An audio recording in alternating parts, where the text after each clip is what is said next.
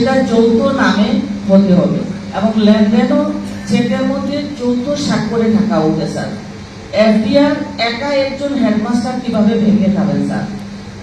Managing কমিটির সিদ্ধান্ত ছাড়া কখনোই সেই টাকা উত্তোলন করা হয় না বা বাড়ানো যায় না, কমানো যায় না। একা হেডমাস্টার সেই টাকা কখনোই একা তুলতে পারেন না স্যার, সেটা আপনাদের অবশ্যই জানা।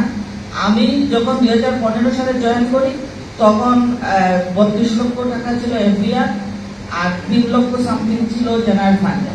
পরবর্তীতে স্যার ওই টাকা থেকে ম্যানেজিং কমিটির সিদ্ধান্ত অনুযায়ী 3 তলার কিছু কাজ করা হয়েছে, সেখানে নেওয়া হয়েছিল 22 লক্ষ টাকা আর 12 লক্ষ টাকা রয়েছিল।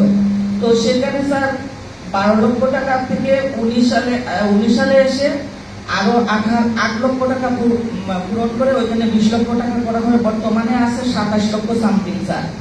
এখন সম্মানিত সাংবাদিক মহোদয়গণ, ওনারা লিখছেন স্যার আমি এফডিআর ভেঙে দিয়ে শূন্য করে ফেলেছি।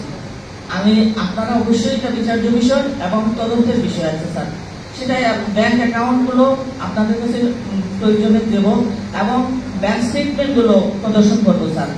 দ্বিতীয় কথা হলো জেনারেল ফান্ড বাচ্চারা অনলাইনে গেছে স্যার 22 সালে। আমরা যখন সরকার থেকে কি পাইলাম যে বাচ্চাদের বেতন হাতে নেওয়া যাবে না, সেটা 22 সালে আমরা অনলাইনে চলে গেলাম স্যার।